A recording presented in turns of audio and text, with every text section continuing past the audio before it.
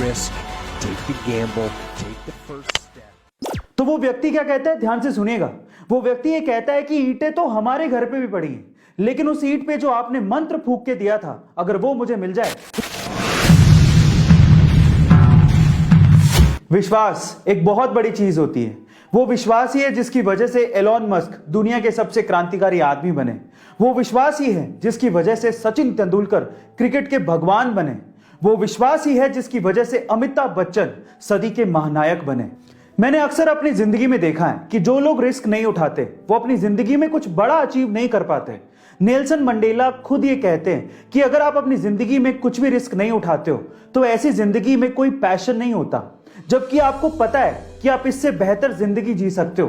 फर्क है सिर्फ रिस्क उठाने का, और रिस्क वही उठाते हैं जिनको अपने आप पे विश्वास होता है। और विश्वास ही वो चीज है जिसकी वजह से लोग पत्थर की मूर्ति को भगवान समझ के पूजते हैं और उनकी मनोकामनाएं पूरी हो जाती हैं।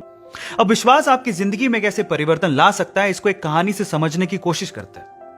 एक बार क्या हुआ, एक गांव में एक व्यक्ति बड़ा बीमार था क्योंकि उसे टीबी था। बीमारी ज्यादा बढ़ने की वजह से वो अपने गांव के ही वैद्य के घर पे पहुंचा। अब जैसे ही वो वैद्य के घर गया, उसको पता लगा कि वैद्य जी घर पे नहीं है, वो खेत में काम कर रहे हैं। तो वो खेत पहुंच गया। अब खेत में जाके उसने वैद्य जी को सारी बात बताई कि उसे क्या बीमारी है, क्या प्रॉब्लम है। वैद्य जी ने सारी बीमारी जानने के बाद उसे दवाई लिख के देने की कोशिश करी, लेकिन खेत में ना पेपर था ना पेन। तो उन्होंने पास में ही रखी एक लाल ईंट को उठाया और उसके पास में कोयला पड़ा था, तो कोयले को उठा के और लाल ईंट को उठा के उस कोयले से लाल ईंट पे कुछ लिखा।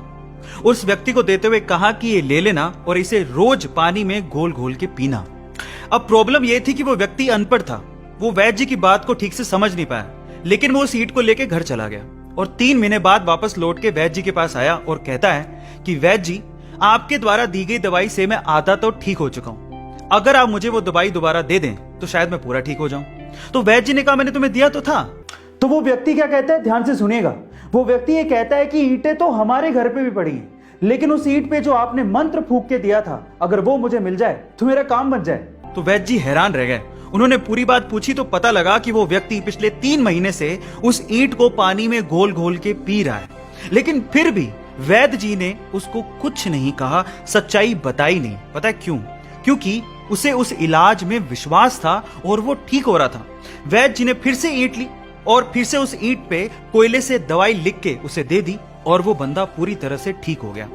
अब आप लोग कहेंगे कि कैसे बच्चों वाली कहानी है, नहीं, लेकिन यहां पर समझने और सीखने लायक बहुत सारी चीजें हैं। यहां सीखने लायक बात यह है कि दवाई लेने के साथ साथ आपको इस चीज पे भी विश्वास होना चाहिए कि इस दवाई को लेने के बाद मैं पूरी तरह से स्वस्थ हो जाऊंगा, तभी आप उस प्रॉब्लम से बाहर निकल पाओगे।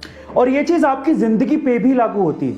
अगर आपको अपने आप पे विश्वास है और अपने आइडिया पे विश्वास है और अगर आप रिस्क उठाना जानते हैं तो एक ना एक दिन आप सफल जरूर हो जाओगे। बस अपने विश्वास को डगमगाने मत देना, उसे बनाए रखना।